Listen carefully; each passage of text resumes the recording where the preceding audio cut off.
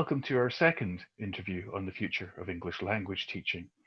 This series of interviews with representatives from across the ELT industry is looking at how we respond to the coronavirus pandemic, among other issues, and how that is changing the way we work. Each week, Transform ELT is releasing a recorded discussion that explores different aspects of the impact on our profession. These will be released on YouTube through our Facebook page and our website, so we invite comments, critiques, further questions that we can feed into further interviews, so please do react and respond to these discussions. Each month, we will also be hosting a live panel discussion where you can comment on and put questions to the interviewees we're talking to during that month. Further details about that will be published on our Facebook page and through email alerts. Our guest for this week is Nicky Hockly. Hi, Nicky. How are you doing? Hi, Alan. Yeah, I'm doing fine, thank you. Great. How's lockdown treating you? Any major changes? Well, I'm based in Spain, so in fact we've just lightened up a little bit here. I'm near Barcelona. Barcelona and Madrid have been under quite strict lockdown, but we're about to move into a phase where we can start to move a bit more freely. At the moment, I can move around in my kind of immediate area, which is a huge change because we had 2 months of very, very strict lockdown. And what about your actual working life? Is it affected business in a dramatic way? Yeah, in some ways it has. Well, let me start with how it hasn't affected me in the slightest. I mean, I've been working online since 1997, which dates me Right. to now look much younger. But so, I mean, working online for me is most definitely not new. And then when Gavin Dudney and I set up the consultancy in 2003, I moved 100% online in that, my office is at home. And basically, we've been working under lockdown conditions since 2003, everything completely online. Yeah. The only difference is that I don't get to travel as I did before for work, face-to-face training or talking at conferences and things like that. But of course, I'm doing that online at the moment as well.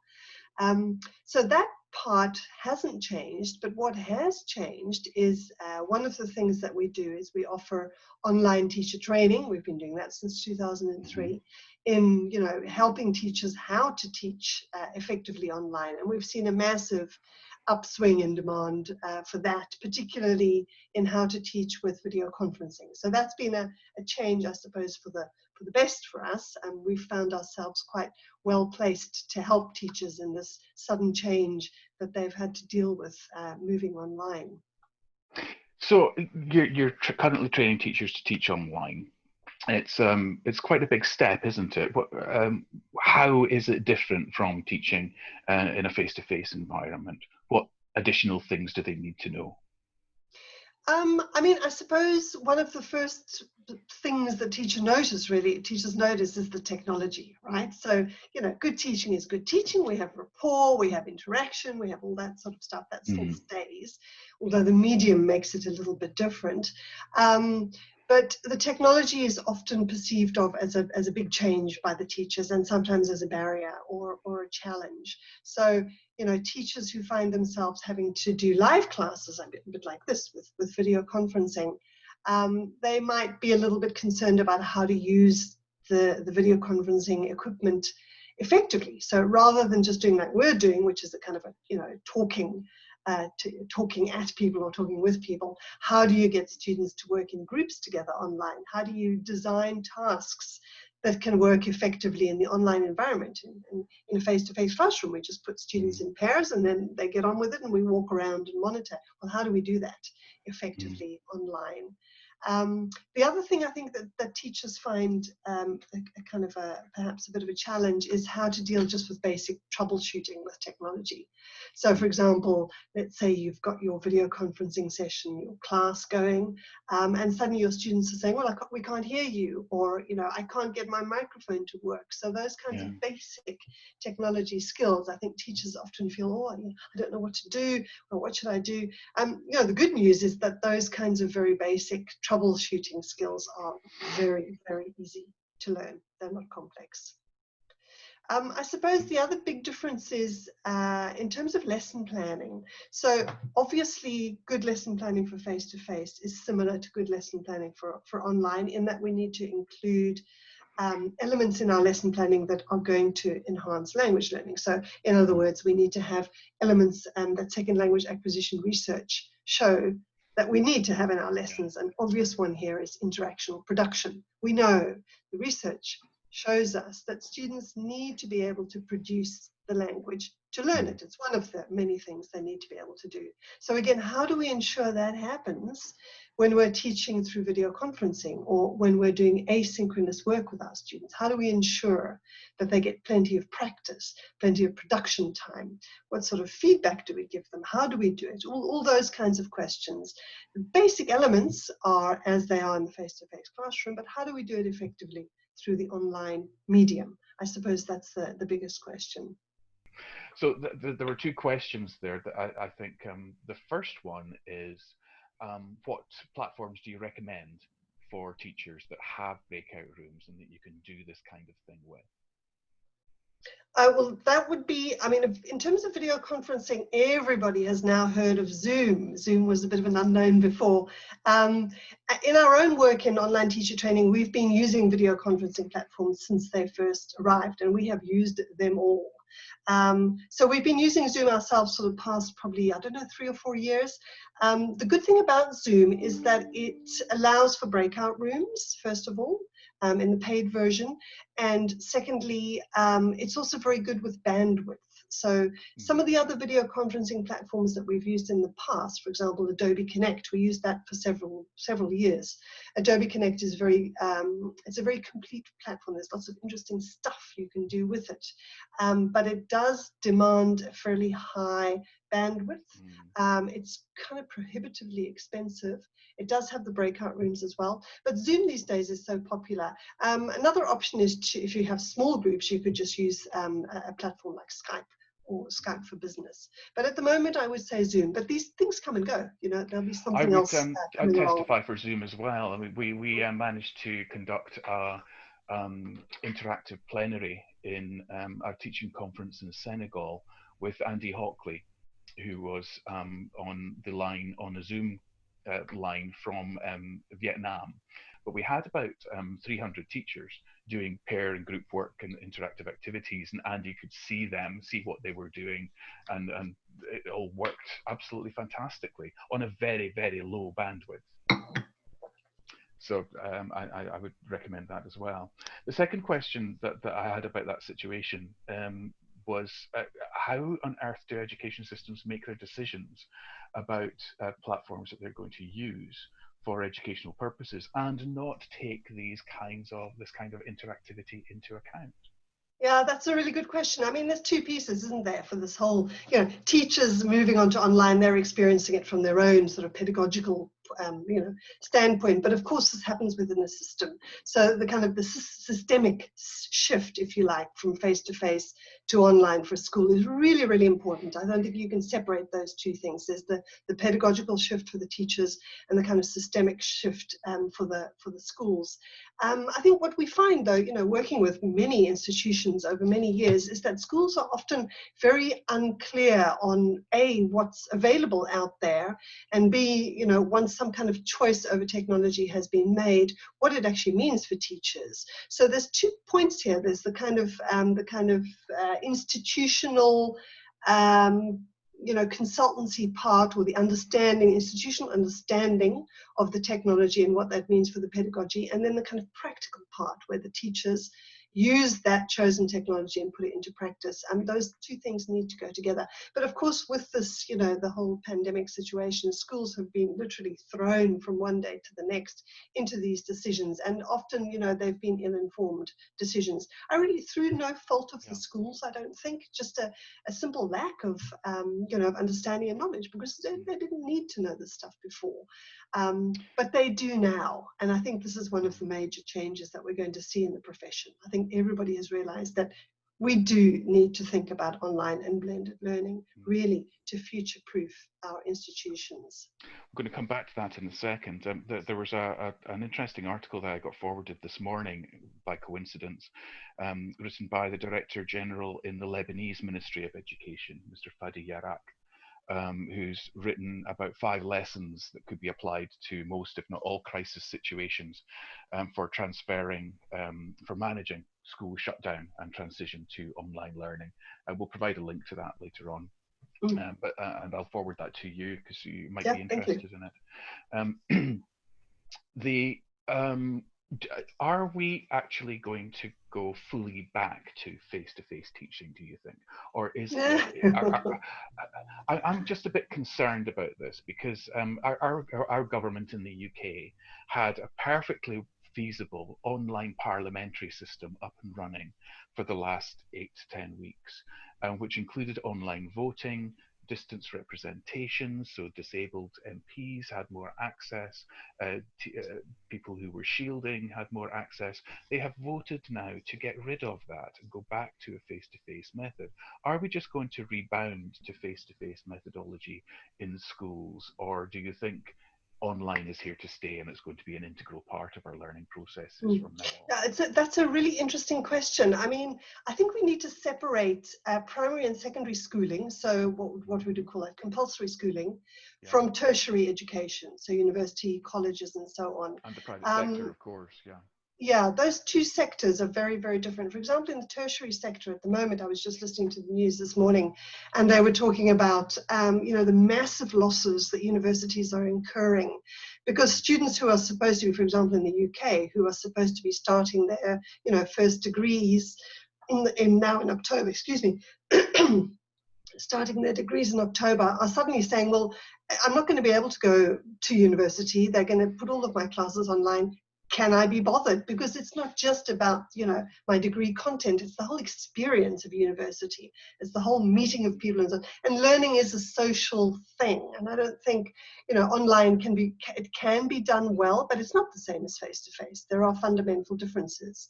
And in many cases, I think also for the language learning students, the immersion in local cultures, if they're coming to the UK, for example, and the vast majority of the UK overseas students came from China, and that has stopped completely and is unlikely to recover in the future. So replacing those with online classes is not the same as being in the country and meeting people. No, and it can't be. I mean, I think, and also, I mean, if we look at the primary and secondary sector, the obligatory schooling system, it's not just, again, about the content and the maths and all the rest of it.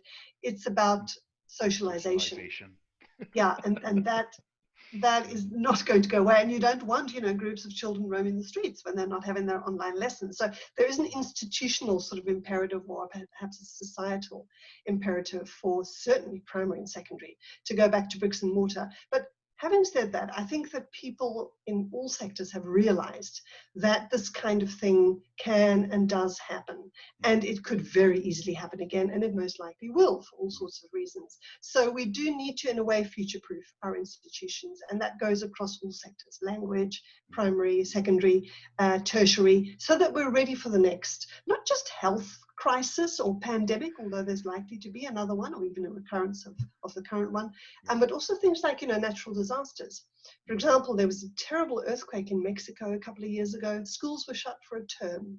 There was dreadful flooding in Mozambique. Schools were shut for 6 months. Well, what does that mean? We just stop education for people. We need to find alternatives, and online is one way that we can supply something when there's no option for anything else. So yeah, I don't see some kind of radical, wow, it's all going to change amazingly from next month. I don't think so. Education is very slow to change, but there is certainly an increased awareness of the importance of online and blended, I think. And again, we talked about this last week with Jeremy, but the situation is different in different countries. never mind different education sectors, but different countries have different levels of connectivity, of different levels of investment in infrastructure, and the need for that. Do you see that there is going to be larger investments in infrastructure in the future to facilitate online learning and to make sure that society can deal with these kinds of disruptions to the normal way of doing things? Yeah, I think so. I mean, certainly I think universities are going to start putting some money into this. I don't know about governments. It depends on how much will your particular government has to spend money on education. That varies hugely. But yes, I think generally there is going to be there's going to have to be some sort of investment, just in terms of, you know, individual institutions. If we're looking at a university or a college or a language school, if you are not investing in this kind of infrastructure, and that includes the institutional piece and the teacher training piece. If you're not, you're very likely to go under the next time that this happens, if you haven't already gone under this time round. So it's not just additional selling point, if you like. It is a necessity for survival in the future. I think so. I think so. Yeah, I think that, I don't know exactly what, we don't yet know what the numbers are, but I know that language schools here in Spain, for example, where I'm based, private language schools, it's not sure whether they're going to be able to run their summer courses and their, you know, what enrollments are going to look like in September. I mean, you know, if you can't get your students into your school, then, and you're laying off your teachers, it's tough. I know that schools are struggling at the moment. Those that have no sort of online blended you know, model in place are really suffering. Yeah, yeah, and well, even the schools that do have that kind of a model in place, the chat list for the British Association of Lecturers of English for Academic Purposes, for example, BALIC, I think it's pronounced. They're having huge discussions at the moment about how their pre-sessional courses work. So the courses that prepare students to be able to study their subject in a foreign language. The students who come over with a lower level of language ability need to increase their language ability to be able to take those courses in English in the UK. Those students are not going to be able to travel here because of the travel restrictions imposed at both ends, on the foreign side and the UK side. So there is a big concern that will destroy a whole part of not only the English for Academic Purposes business, but the language school side of things as well. The summer schools in the UK, in the same as Spain. This is a huge shake-up for our industry. Are there any other consequences that you see happening because of COVID that you think might change the way that we have to approach things in the future? I think so. I mean, I think teacher training is going to have to wake up to online and blended learning. Generally, teacher training tends to focus on the face-to-face classroom. It, you know, hasn't had much need to look at online and blended in the past. And generally, technology, depending on the training program, of course, but generally speaking, technology gets, you know, short shrift.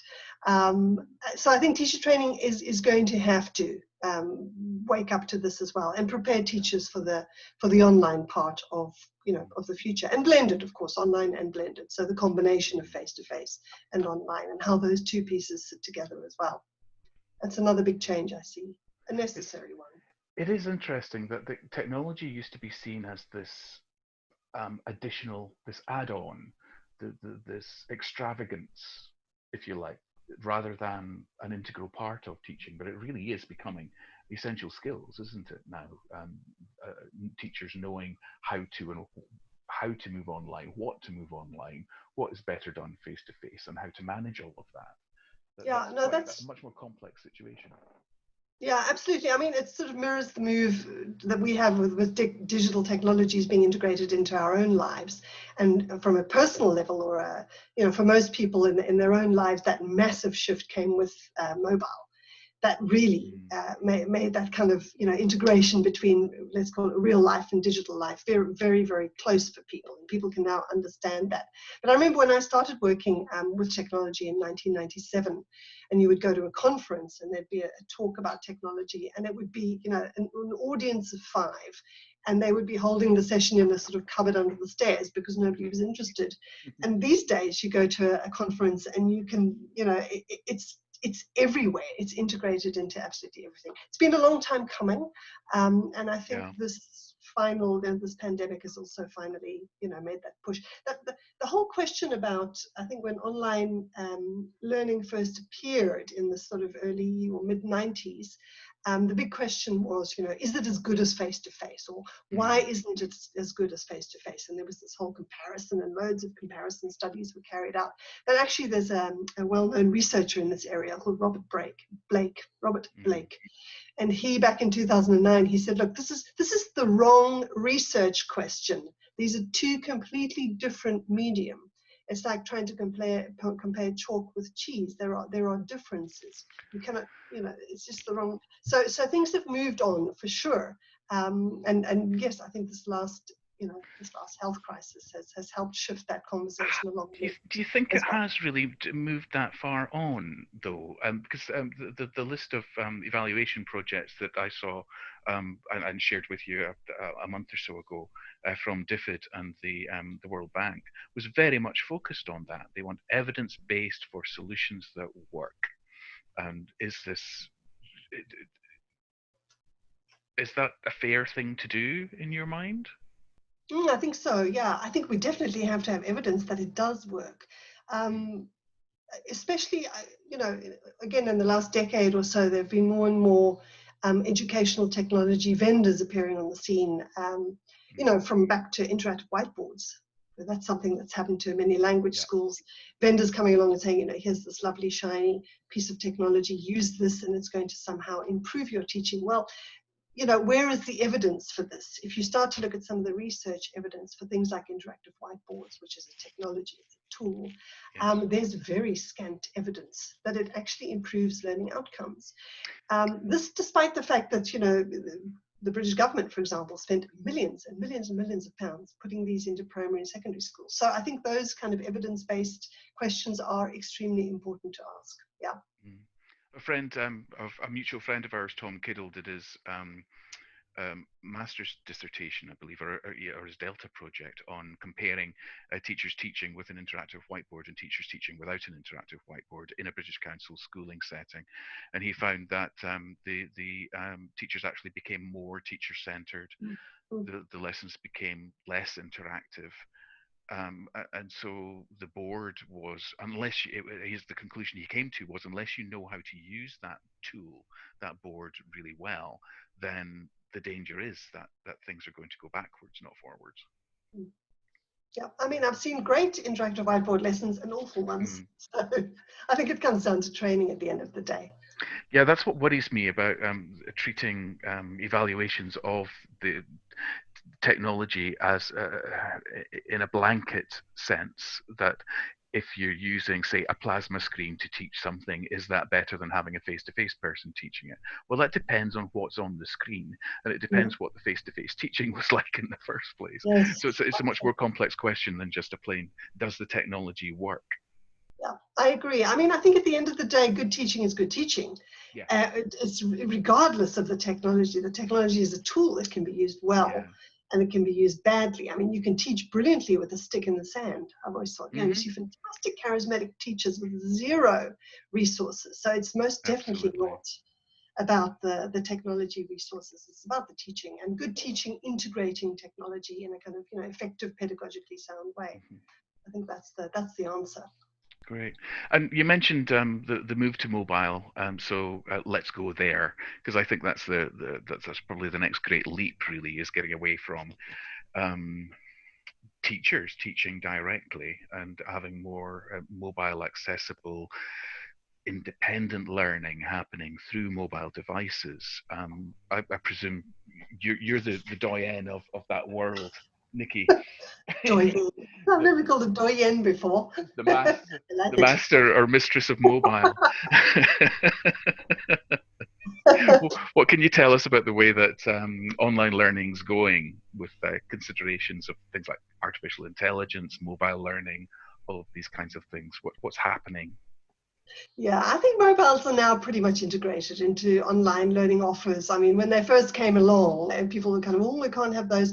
Now people have also, they've been integrated into the classroom for a while. I mean, as you know, Gavin and I wrote a book in 2010 called Going Mobile, which was looking at integrating mobile learning into face-to-face teaching. Interestingly, it was very difficult for us to find a publisher because everybody went, oh, mobiles have got nothing to do with learning. Oh, it's just completely unconnected. So, you know, Right.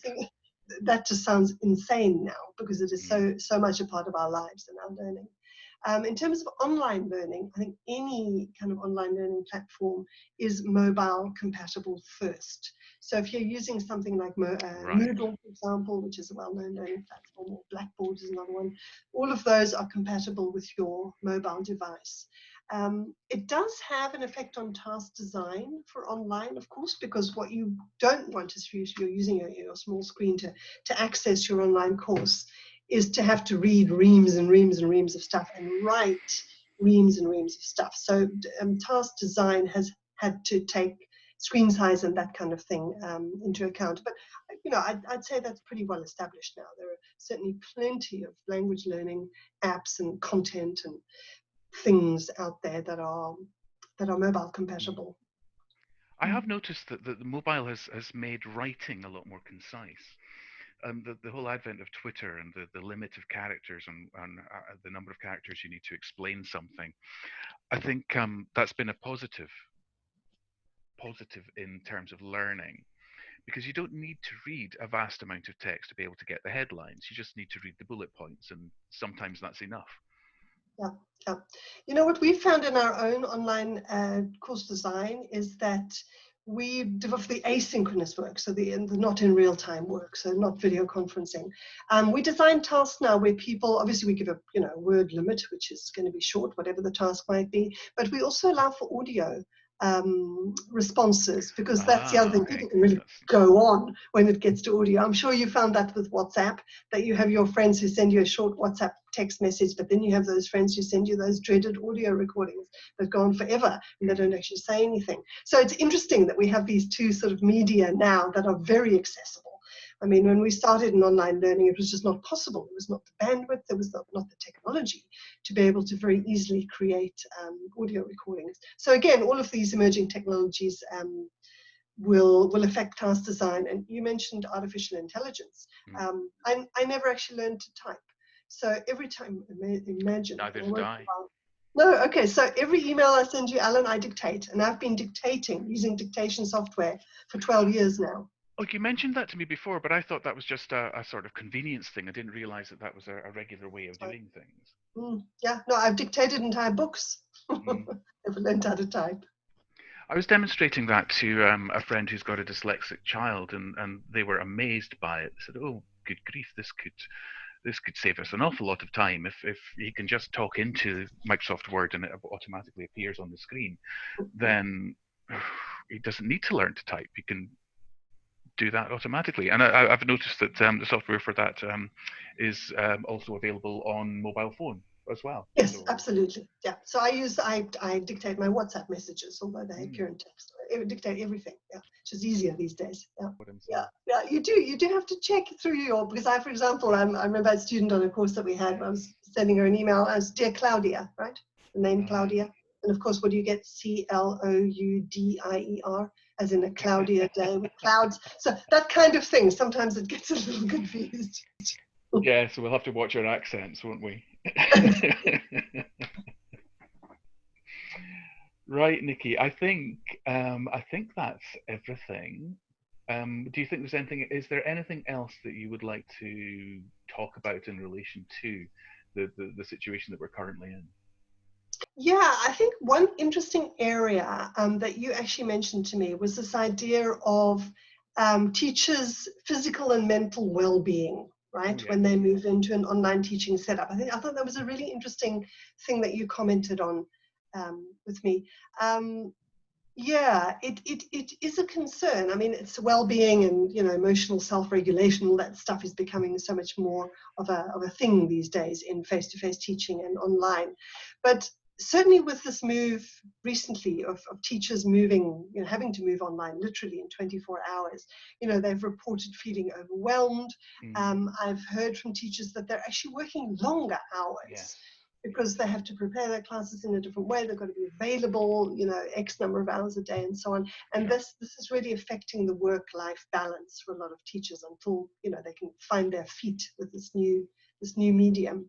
So that's one thing, the whole kind of work-life balance thing, and how you deal with your students' expectations as well. In that, you're not available 24 hours a day, and on weekends you're not available. Then there's also the physical toll, and I know because I've worked online myself for so many years, I know about RSI, repetitive strain injury, which you get from typing a long time. Back pain from sitting too long, eye strain, all that kind of stuff. You have to discipline yourself to give it, every 25 minutes, I think it is. There's some recommendations that you should get up every 25 minutes and at least move around. Yeah. Or maybe it's every 15 minutes, I can't remember. But anyway, make sure you get those regular physical breaks. Well, I'm sitting in front of a window here, which looks out onto my garden. Oh, nice. I've done that specifically so that when I'm sitting here typing, I can look up and look out and focus at something on a distance. Right. Yes, and that's exactly what they say, right? Many years ago, about how to save your eyes, basically. Yeah. Exactly. So my reading glasses, I do have reading glasses, but they're not as strong as they might be if I hadn't been doing that for a long time. Okay, that's interesting because my window's here on my left and it also looks out over the woods. So maybe I should shift my entire desk around. Basic things like that, like having natural light. There was a wonderful program on Radio 4 the other day that mentioned that just having a natural setting in front of you or near you that you can look out to, greens, plants that you can see, or even a potted plant on your desk has a positive effect on your mental well-being. I've never thought about that as an actual physical. It has a physical effect on you. It's important. Yeah, I suppose. I mean, the bottom line here is that with this move online, that teachers just need to be more aware of their well-being and make sure that they look after themselves.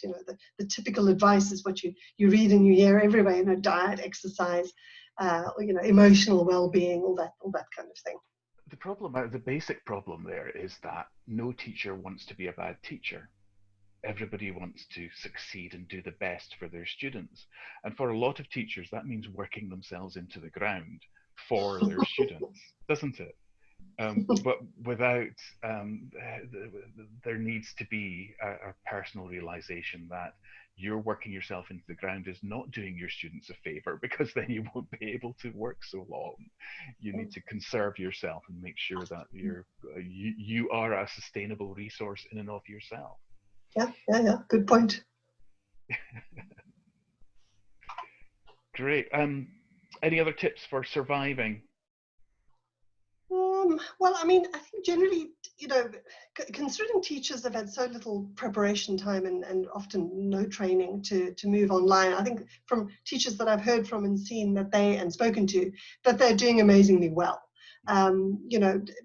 Using tips would be, use all of those free online resources that are out there. Okay, there's somebody at my door. I'm just going to unplug the doorbell. I think it might be Amazon. And also, get some training, essentially, if you can. But, good teaching is good teaching, and teachers already have that in place. It's the technology. Yeah, well, thank you, Nicky. That was great. There was a lot to think about there, and a lot for people who are watching this to go and have a look at. I think we'll provide links to all the things we've referred to. I'll make a list of those and links, and we'll make them available. And so I hope we get some interesting comments on the Facebook page, the web page, and our YouTube channel. Great. Thanks, Alan. Wonderful talking to you, Nicky. Thanks. Likewise. Bye-bye. Bye-bye.